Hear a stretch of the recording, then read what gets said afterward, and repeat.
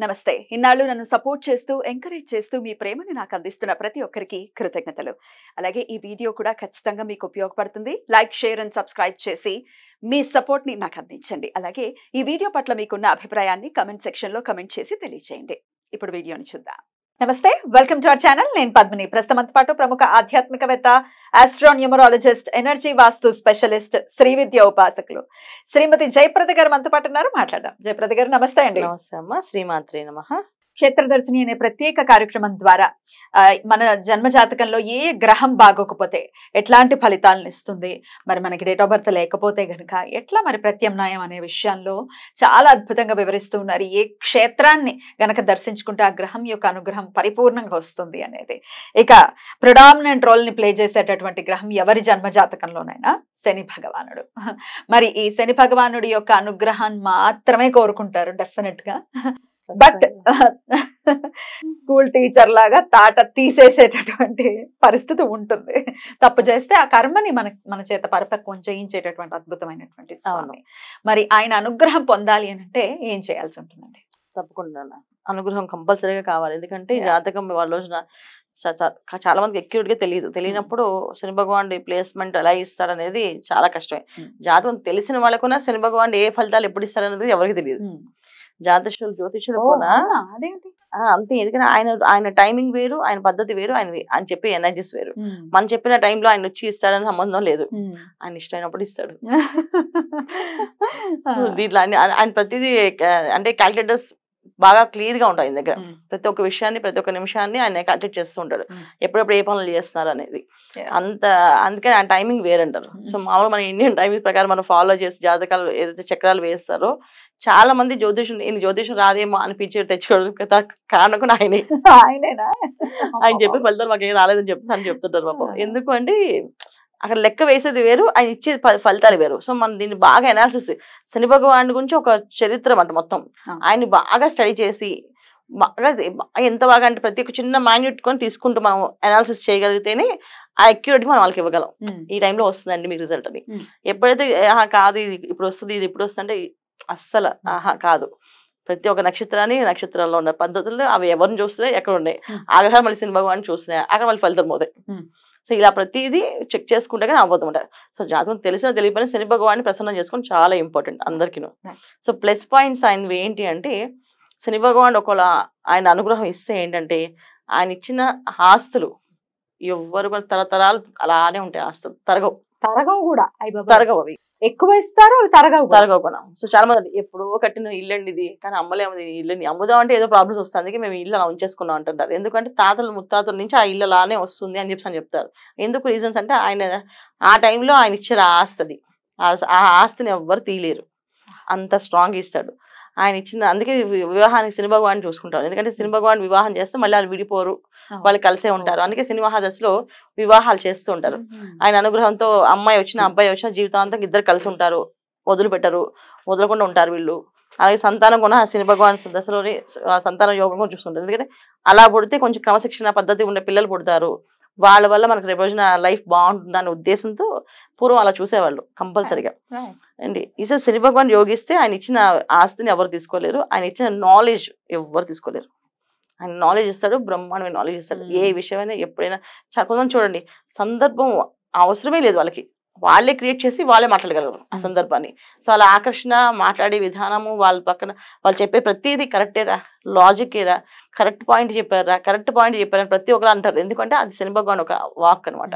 ఆయన ఇచ్చినవన్నీ అలా plus points. ఆయన ఇవ్వకపోతే ఆయనకి వాళ్ళకి నచ్చకపోతే ఆయన చేసే పనులు, టార్చర్లు మామూలుగా ఉండవు. కరెక్ట్ చూస్తుంటాగా ముద్దుకి ఆలోచిస్తాడు మామూలుగా కాదు. జీవితాన్ని ఇక ఎంతటి మహారాజైనా తెల్లారిది ఇన్కమ్ ట్యాక్స్ రైడ్ వచ్చినట్టు మొత్తం అన్ని పట్టుకుపోయి మొత్తం రోడ్డు తీసుకొచ్చేస్తారు. అంత డేంజర్ ఆ శని భగవాన్ ఒక అనుగ్రహం లేకపోతే. సో బాగాలేకపోతే ఎలాంటి పరిస్థితి అంటే మెయిన్ ఏంటంటే ఒక వితండ వాదన, పిచ్చి వాదన ఇస్తాడు. ఫస్ట్ ఆఫ్ ఆల్ ఇరిటేషన్ వస్తుంది. అసలు ఏం మాట్లాడతారంటే అసలు వాళ్ళు నోరిప్పి మాట్లాడడం మొదలు పెడితే చాలు మన తల్లు చెవులు మూసేసుకుంటాం. వద్దురా బాబు భగవంతుడు మళ్ళీ మొదలు పెట్టాడని చెప్పేసి వదిలించుకోలేము, వాళ్ళని ఏం అనలేము, కంటిన్యూ మాట్లాడుతుంటారు, ఎక్కువగా మాట్లాడడం. సో ఆ తర్వాత విపరీతమైన షార్ట్ టెంపర్ని ఇస్తాడు. దానికున్న అసలు మామూలుగా ఉండదు. ఆ వస్తుంటే ఫటాఫట ఫటాఫట మనం మాట్లాడేస్తుంటారు, తర్వాత ఏం ఉండదు. కానీ ఆ మాట్లాడే టైంలో మొత్తం రిలేషన్స్ అన్నీ కట్ అవుతాయి. అన్నిటికీ ఏంటంటే ఆర్థిక ఇబ్బందులు పడుతూనే ఉంటాం. ఏ పని చేయని చాలా మందికి బాగా టాలెంట్ ఉంటుంది, బాగా పూజలు చేస్తారు, అయినా డబ్బులు రావు. అదే అంటారు చాలా మంది, ఏంటంటే వీళ్ళు అసలు పూజ చేయరు, వీళ్ళకి బాగానే డబ్బులు ఉంటాయి, వీళ్ళు బాగానే ఉన్నారు. వీళ్ళు మొత్తం పొద్దున్న సాయం దాకా పూజలు చేస్తూనే ఉంటారు, పూజలు చేస్తూనే ఉంటారు, అయినా వీళ్ళు కష్టాలు పడుతూనే ఉంటారు. ఆ దేవుడు కూడా కరుణించట్లే వెళ్ళి అనే ఫీలింగ్ వస్తుంది. అది కొంచెం శని భగవాన్ ఒక అనుగ్రహం. ఎందుకంటే ప్రారంధ కర్మలు ఏవైతే ఉన్నాయో మనం ఈ జన్మ చేస్తుంది కాదు, గత జన్మ చేస్తుంది కదా, ఆ గత జన్మ చేస్తుంది అన్ని జన్మలకి ఆయనే ఇచ్చేది. అన్నిటికీ లెక్క కట్టి సో ఆ టైంలో చేసావు కనుక ఇది దానికి చెల్లుతుంది, ఇది దాని అకౌంట్లో, ఇది ఆ అకౌంట్లో, ఇది ఈ అకౌంట్లో అని వేస్తూనే ఉంటాడు ఆయన. సో వేసిన అకౌంట్లు వేస్తూనే ఉంటాడు ఆయన. వేసిన తర్వాత మిగిలి తీస్తాడు ఆయన. నమస్కారం అండి ఆయనకి. చాలా ఇబ్బంది మనం జాగ్రత్తగా ఉండాలి ఎండ్ ఆఫ్ ది డే కదా. 100% చాలా సింపుల్ గా మన చేతుల్లో కొన్ని ఉన్నాయి కొన్ని పనులు చేయగలిగితే. ఏం చేయాలంటే శని భగవాన్ ఒక ప్రసన్నం చేసుకోవాలంటే ఫస్ట్ ఆఫ్ ఆల్ పని చేసే వాళ్ళని ఒక్క మాట అనుకుని ఉండాలి. ఎవరైనా మన ఇంట్లో పని వాళ్ళే కాదు, బయట పని వాళ్ళు, ఎక్కడైనా సరే లేబర్ వర్క్ చేసేవాళ్ళు, కూలి పనులు చేసేవాళ్ళు మెయిన్ ముఖ్యంగా, తర్వాత రోడ్లు ఊడ్చేవాళ్ళు, కాలువలు కడిగి తుడిచేవాళ్ళు, కాలువలు క్లీన్ చేసేవాళ్ళు, వీళ్ళని ఏ రోజు పల్లెత్తి మానకుండా వాళ్ళకి పాప ఎండలో ఎప్పుడైనా పని చేస్తుంటే కూల్ డ్రింక్స్ కొని చల్లని నీళ్ళు కానీ చల్లని కూల్ డ్రింక్స్ కానీ వాళ్ళకి ఇస్తే ఆయన ప్రసన్నం చెందే అవకాశం ఉంటుంది. అంటే ఆయన మన అకౌంట్లోంచి సగం చాట్ తీస్తాడు, చేశాడని చెప్పేసి. కాకపోతే పని వేళ చేయడం కాదు, మన మనసులో ఎప్పుడు పెట్టేసుకోవాలి. సో అది పని వేళ ఒక రోజు వెళ్ళి శనివారం పాటు ఎంత దానం చేశానండి అని చెప్పేసి నా అకౌంట్లో వేసే సినిమా భగవాన్ అదేదో సినిమా చెప్పినట్టు మైక్ పట్టుకుని నేను చేశానండి ఇవాళ అంటే ఆయన ఇవ్వడు అకౌంట్. మన మనసులో కంపల్సరీ సంకల్పం ఒకటి బలంగా పెట్టేసుకోవాలి. చిన్న వాళ్ళని కూలి వాళ్ళని అసలు ఏం అనకూడదు, చిన్నపిల్లల్ని స్పెషల్లీ తిట్టకూడదు. చాలా మంది చిన్నపిల్లల్ని టప్పా టప్పా కొట్టేస్తారు, కోపం వస్తే కొట్టకూడదు, అది కూడా నాకు నచ్చదు. పిల్లలు ఏడుపు ఇంట్లో ఎప్పుడు ఏడుస్తుంటే నచ్చదు దానికి. సో పిల్లలు నవ్వుతూ ఉండాలి ఇంట్లో. ఇలాంటి విషయాలన్నీ వాళ్ళు జాగ్రత్త పెట్టుకొని ఇలా దానాలు ధర్మాలు చేస్తూ ఉంటే అప్పుడు ఆయన అనుగ్రహం ఉంటుంది. ఏది నమ్మచ్చు. ఒక రోడ్డు మీద సన్నగా వెళ్ళిపోతున్నాం, అక్కడ రోడ్డు ఫుట్పాత్ మీద అందరూ కూర్చున్నారు, పడుకుని ఉన్నారు, లేకపోతే ఏదో ఒక దుప్పటో బ్లాంకెట్ తీసి కప్పడం ఇవ్వడం వల్ల కూడా మంచి జరుగుతుంది.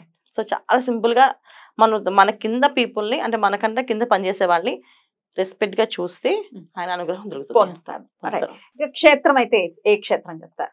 తప్పకుండా శని భగవాన్ అనుగ్రహం కావాలంటే విష్ణు ఒక అనుగ్రహం కావాలి. సో కృష్ణుడు ఒక అనుగ్రహం, కృష్ణ దేవాలయాలు ద్వారకా తిరుమల, తర్వాత ద్వారక, తర్వాత తిరుపతి, ఈ క్షేత్రాలన్నీ మనం వెళ్ళి దర్శనం చేసుకోవడం. అంటే ఏంటి అంటే ఇవన్నీ ఎందుకు వెళ్ళమని చెప్పామంటే కాలు నడకన ఎక్కువ వెళ్తే ఆయనకి ఇష్టం, నడిచి వెళ్ళడం ఇష్టం. అరుణాచల క్షేత్రం గిరి ప్రదక్షిణ. సో ఆ రోజు శనివారం పూట స్వామివారికి నమస్కారం చేసి గిరి ప్రదక్షిణ చేసామంటే ఆయన ఒక నెల రోజులు మనం బాధ పెట్టకుండా వదిలేస్తాడు. అంతేనా? అవునండి, నెలే 1 month. ఏమిటండి క్షేత్ర దర్శనానికి దేవాలయాలు చరిత్ర తైలాభిషేకం చేశాను, నువ్వులు పోసే పొద్దున్నే లేచే స్వామి అంటే ఒక రోజు ఫలితాన్ని ఇస్తాడు ఆయన. ఒక రోజు ఫలితం, ఒక రోజు కాట అంటే ఒక్క రోజు మనం ఆయన దాంట్లో ఒక రోజు తీయడం అంటే చాలా అదృష్టం అండి. చాలా కష్టం ముందు కదా. ఇప్పుడు క్షేత్రాలు అయితే నిరంతరం వెళ్తూనే ఉండాలి, రెగ్యులర్ గా వెళ్ళాలి, మనకి ఎప్పుడు అందుబాటులో ఉన్నా వెళ్తూ ఉండాలి. ఆయన ఒక రోజు మన ఖాతాలో ఉంచి ఒక రోజు మనకి ప్లస్ పాయింట్ వేసాడు అంటే ఎంతో అదృష్టం. ఒకవేళ ఆయన అదృష్టం కొద్దీ మనకి చూడండి శని భగవాన్ చిన్న బంగారు వస్తువు కొని ఇచ్చిన ఆ బంగారాన్ని అమ్మలేరు, మిగతా అన్ని అమ్మేస్తుంటాం. ఆ బంగారు రూపు ఉండిపోతుంది, ఏమో ఇది ఉండిపోయింది, ఇది ఉంది. సో శని భగవాన్ ఒక అనుగ్రహం ఆయన ఇచ్చేడు అంటే అది మనకి శాశ్వతంగా ఉండిపోతుంది. అందుకే కదండి గురు పుష్యమి యోగం ఉన్నప్పుడు బంగారం కొనుక్కోమని చెప్తారు. పుష్యమి నక్షత్రం గురు అది అయినా శని నక్షత్రం. పుష్యమి నక్షత్రం రోజు బంగారం కొంటే అది దినదిన అభివృద్ధి. ఎందుకంటే పుష్యమి నక్షత్రానికి అధిపతి గురువు. అవును. సో పుష్యమి నక్షత్రం శని భగవాన్ది. సో అది కర్కాటక రాశిలో ఉంటుంది. సో అందుకే ఏంటంటే ఆ కాంబినేషన్ ఏదైతే ఉందో ఆ రోజు మనం కొంటే బంగారం కొంటే వచ్చే మళ్ళీ పుష్యమి నక్షత్రం మళ్ళీ బంగారం కొంటాం. అండ్ అది స్థిరంగా ఉంటుంది, అమ్మడం అది ఉండదు. బ్యూటిఫుల్. అందుకే అనమాట పూర్వం అందరూ కొనేవాళ్ళు పుష్యమి నక్షత్రం రోజు ఒక కాసు బంగారం అయినా కొని 40 ఏళ్ళకి 40 కాసులు పేరు వేసుకునేవాళ్ళు. సో షష్ఠి పూజప్పుడు 40 కాసుల పేరు 60 కాసుల పేరు వేసేవాళ్ళు. అది ఇప్పుడు రాను వరలక్ష్మి రోజు అమ్మవారు పెట్టి అమ్మవారు వేసుకుంటారు. కానీ పూర్వం ఏంటంటే పుష్యమి నక్షత్రం రోజు లక్ష్మీ అమ్మవారికి పూజ చేసి ఆ రూపుని కొనుక్కుని పెట్టుకుని మెల్ల వేసుకునేవాళ్ళు, అలా చేసేవాళ్ళు. రైట్ అండి, చాలా బ్యూటిఫుల్ గా ఎక్స్ప్లెయిన్ చేశారు. డెఫినెట్ గా శని యొక్క అనుగ్రహాన్ని ఖచ్చితంగా ప్రతి ఒక్కరు కూడా పొందాలి. శని భగవాన్ ఒక అనుగ్రహం కావాలి అంటే శ్రీకూర్మం కూడా వెళ్ళాలి. శ్రీకూర్మం శ్రీకాకుళం దగ్గర ఉంది శ్రీకూర్మం అనేది వెళ్ళాలంటే అది శని భగవాన్ పర్మిషన్ ఇస్తే వెళ్తాం, అదర్వైజ్ వెళ్ళాం. అది అక్కడ విష్ణు పర్మిషన్, ఇక్కడ శని భగవాన్ పర్మిషన్, ఇద్దరు పర్మిషన్ వచ్చిన రోజు వాళ్ళు శ్రీకూర్మం వెళ్తారు. చాలా మంది శ్రీకూర్మానికి వెళ్ళి ఆ టెంపుల్ కట్టేశారండి, ఇప్పుడు కాదని చెప్తారంటే మళ్ళీ వెనక్కి వచ్చే వాళ్ళు ఉన్నారు. తెలియకుండా వెళ్ళి దర్శనం చేసుకునే వాళ్ళు ఉన్నారు, తెలిసి వెళ్ళి వాళ్ళకి కష్టపడి ఇబ్బంది పడి వచ్చిన వాళ్ళు ఉన్నారు. సో అలా శ్రీకూర్మం శ్రీకాకుళం దేవస్థానం అంటే శ్రీకాకుళం డిస్ట్రిక్ట్ లో శ్రీకూర్మం టెంపుల్ ఉంటుంది. సూపర్ టెంపుల్ అనమాట అది. అక్కడికి వెళ్తే కూడా స్వామి అనుగ్రహాన్ని పొందచ్చు పూర్తిగా. అంటే పర్మిషన్ ఉందని తెలుసుకోవాలి ముందు, తెలుస్తుంది. ఇవన్నీ వెళ్ళాలి పర్మిషన్స్ ఉంటాయి, దానికి మొత్తం పర్మిషన్ ఆయన ఇస్తేనే వెళ్ళగలం. చాలా అద్భుతంగా వివరించారు, కృతజ్ఞతలండి. నమస్తే. నమస్తే అమ్మా. శ్రీమాత్రే నమః.